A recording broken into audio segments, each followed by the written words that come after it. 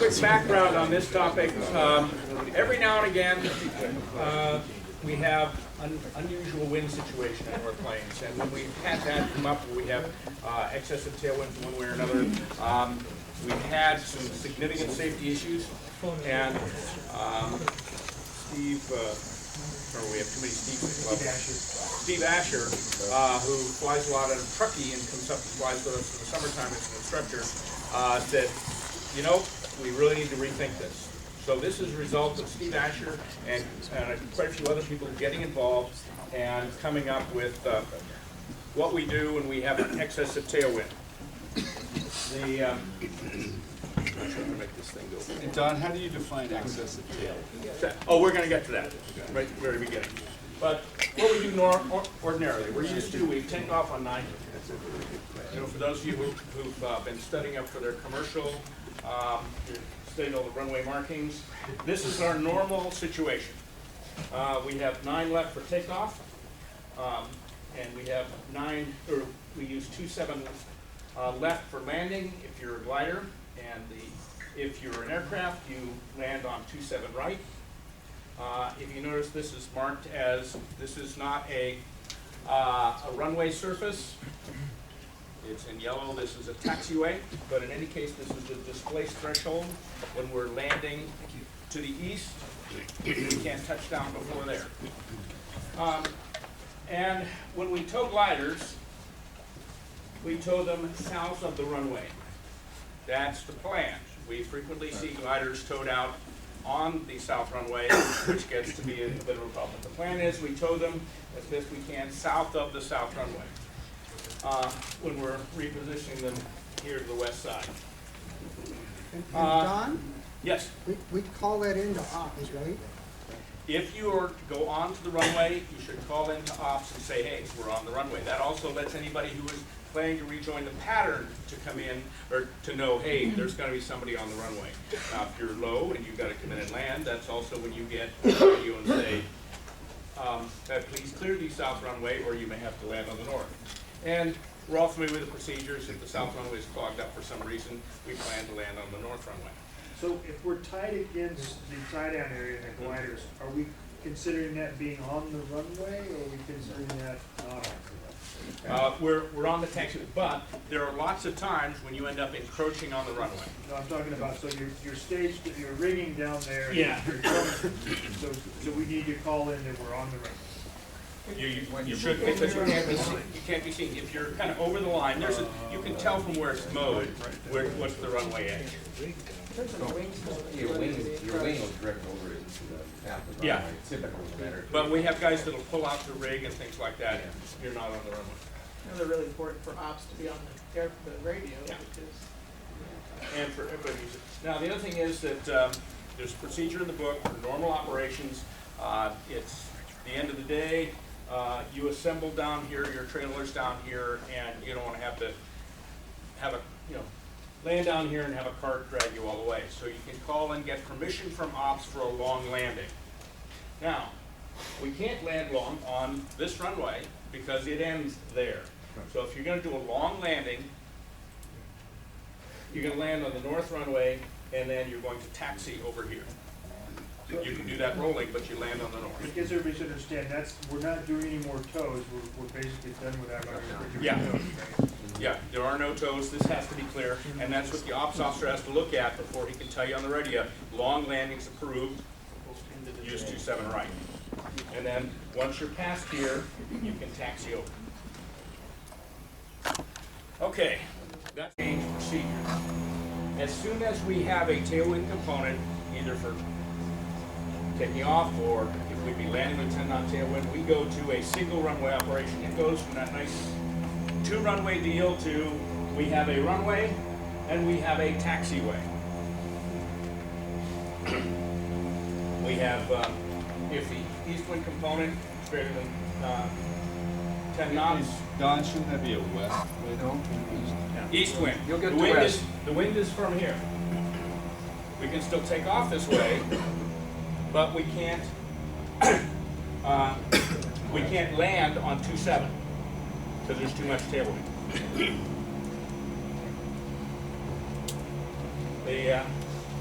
in which case, all the takeoff and landing operations are on the north runway.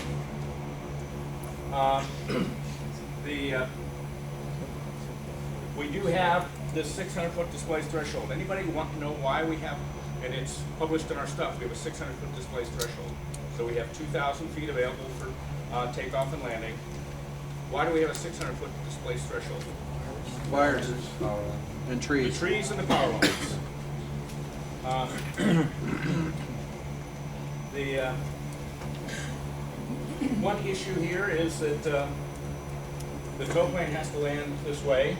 If we have gliders staged here, tow planes could end up dragging that wire, or excuse me, the rope with that nice metal ring at high velocity into a glider. Now, some of the tow pilots are very proficient and they make this nice angled approach and they aren't dragging that over the glider.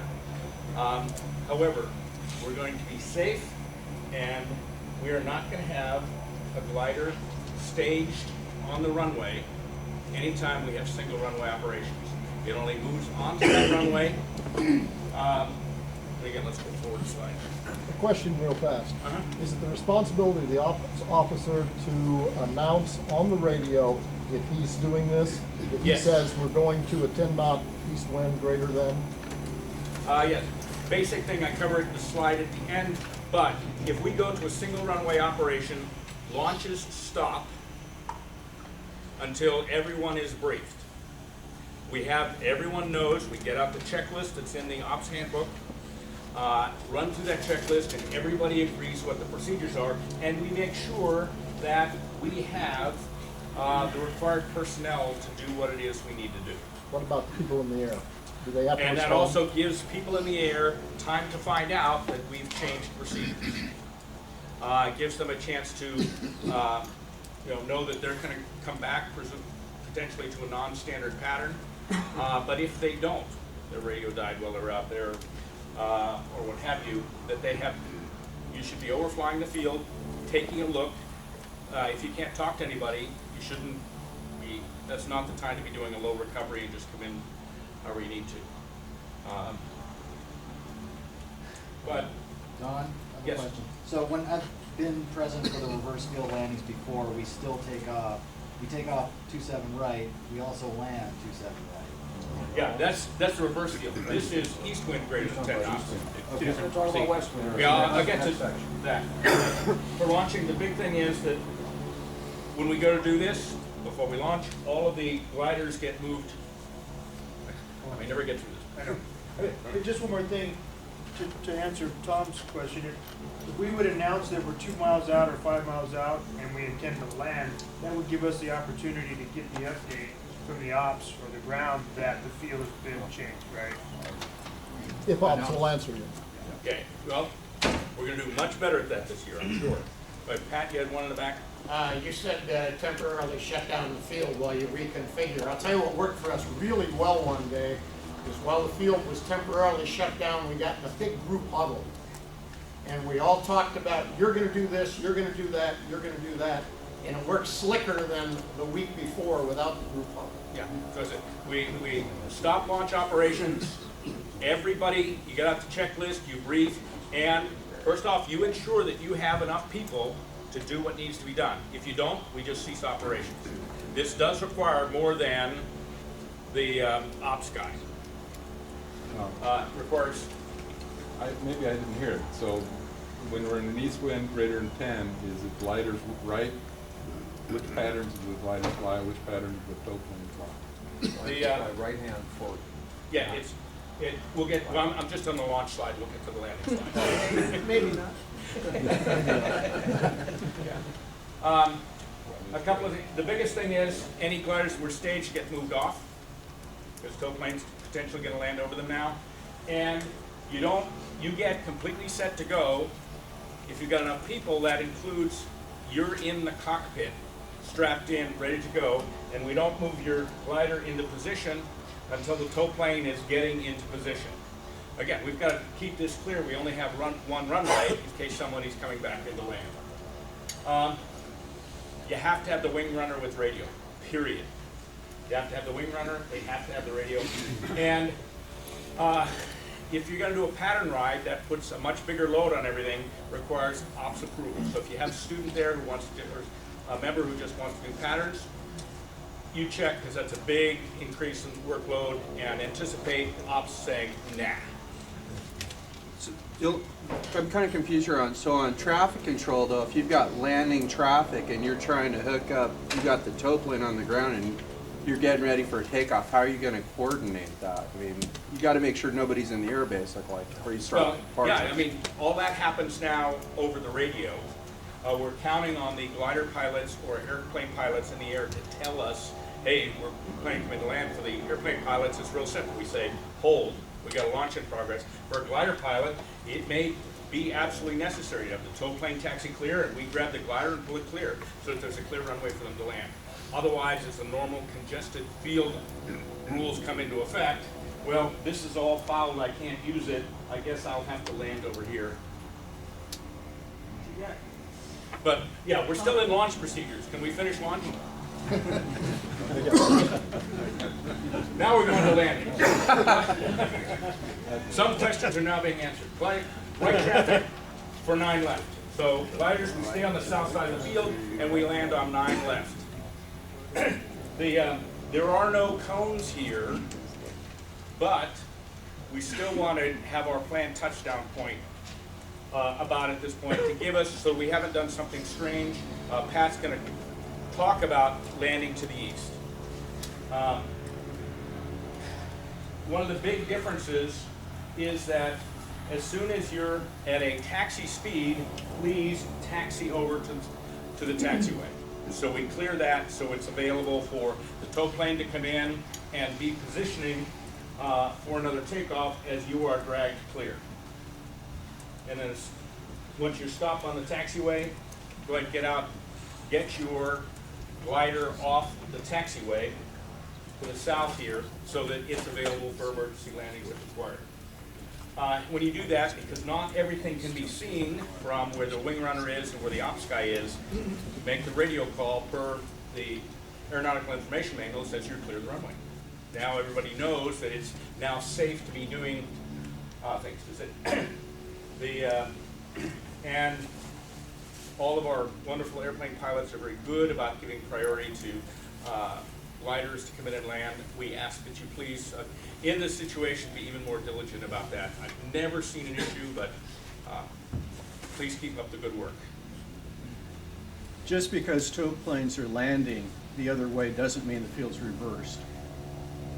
And the tow pilot will never, never fly the rope over a glider. Yeah.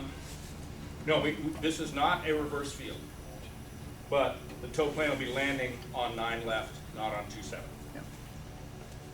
One of the things, Don, if the wind's at 8 or 9 knots but gusting a little over 10, then it becomes a real judgment call about how long are those gusts over 10, and because this is a pretty big deal to do this. This is a bit of a big deal to do, but you've got an. I'll just relate a quick story. Because part of this happened. I remember I was pulling into the parking lot as I watched a takeoff occur with an intro flight, and I went, "Oh boy, that one's scary." And the tow pilot came down, and I heard him say, "Oh boy, that was scary. I wish the glider pilot had said something and we'd have not done that." The glider pilot landed once he'd gotten rid of the intro passenger when all of these independently, "Boy, that was scary." Everyone expected somebody else to go, "Time out, let's not do this." They took off with probably 12, 15 knots of tailwind.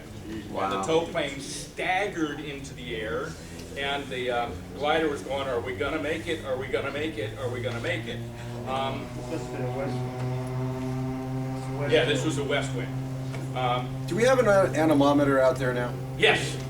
And with a readout right where the ops guy is supposed to be. We actually have 2. Thank you to Kaz. And to Dave Kibbe, we have 2 reasonably accurate anemometers. The one Kaz has a little bit of lag in it, but again, if it's been showing 8 or 9 knots, why press it? Swap. And if you're ops and have read your briefing from the morning, you've got a pretty good idea if it's going to happen and when. Yeah, the weather briefing I get each time has hour by hour what the wind is supposed to be, and it tends to be pretty good. Okay, let's go to the next slide.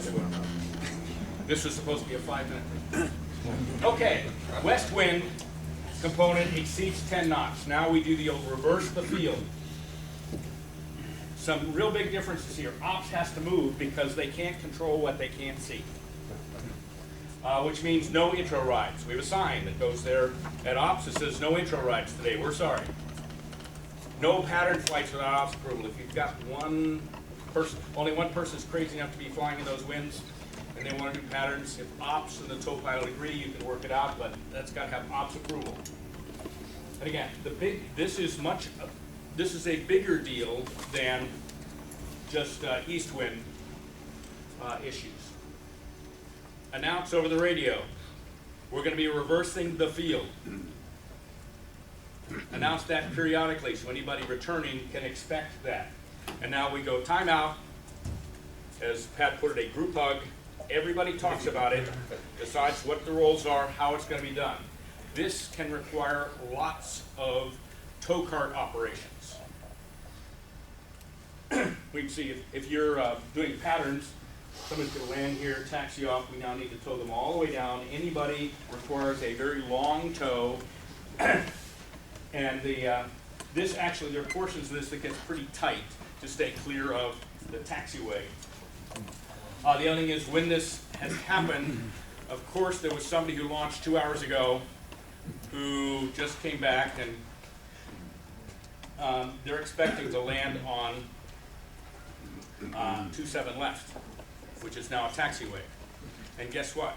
They don't really look, pay attention. They land on 27 left, which is a taxiway, which if we have somebody who's pulling out without saying, oh no, we're going to stay down here, pull out to position a glider down there for takeoff,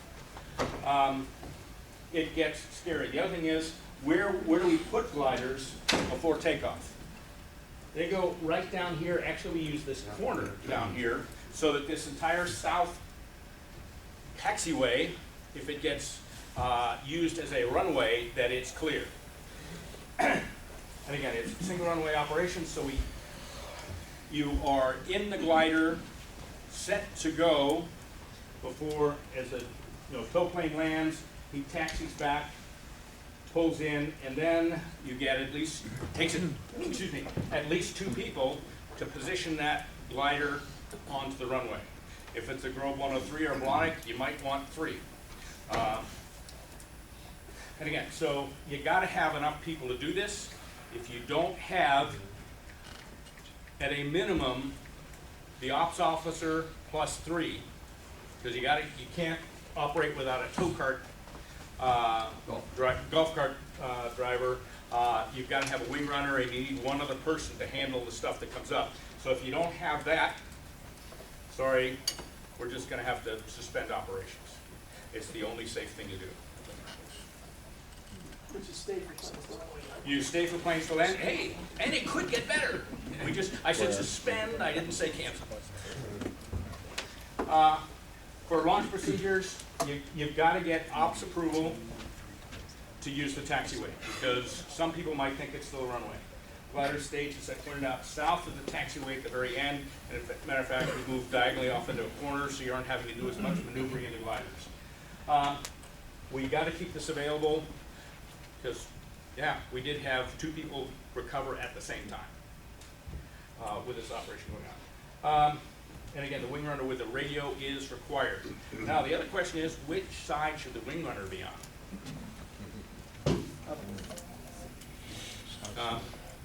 We're always used to having the wing runner on the north side, but that's the left side. Have a plan so that you as the glider pilot know, and the wing runner know, what's expected of each other, so you're looking the correct side for signals. We never achieved consensus on which side the wing runner should be on, so I asked you to coordinate. The couple times we did it, we came up with a different answer each time. Okay. And for landing, It's normal for the gliders, except we land on the north side. It's absolutely normal for the airplanes. And again, as soon as you are down to a taxi speed, taxi clear of the runway. And then as soon as you can, clear onto the taxiway, or clear off the taxiway and then call clear in both cases. Before you go on, you might point out that the area between a 27 left and 27 right at the east end of the field is extremely rough. And if you pull over at a high speed between those, if you're trying to clear 27 right, you're liable to collapse a gear. Okay. This portion here is definitely rough, and there was a portion right in here which was, but they've been doing some maintenance on the field. Put quite a bit of dirt out there. They Yeah. put dirt this year. Hopefully, it's substantially better. But yeah, you do need to look at things carefully. But basically, if you have a tailwind component that exceeds 10 knots, we go from this nice configuration to this one, a single runway operation. That doesn't matter which way has too much tailwind. And the big thing is, make the call. It's much safer to make it at 8 knots than it is at 12 knots and get the, ooh, I wish we hadn't done that, chat. Go ahead and stop launches. If it's gusting over it, hey, if you think, well, this is temporary, just suspend operations until that goes. And you might take that time to say, let's talk about the possibility of reversing the field. Everyone gets briefed. There's a checklist for whichever end you're going to. There's a checklist in the ops handbook. No, it's in the file box. It's not in the ops handbook. Okay, well, we can just take the checklist out, then they can put it in there. Yeah, okay. It's a separate checklist. Last year page. it was too big a thing to include Yeah. in the ops handbook. Yeah, I put the checklist as a separate page now. Okay. And the other thing is, if you're returning from out of the area, it really makes a lot of sense to, if you can't talk to the ops person and find out what the wind and field conditions are, make sure you come back with enough energy so you can overfly and say, gee, why is the ops guy, and why are there a bunch of gliders staged down here? Why is this soft going?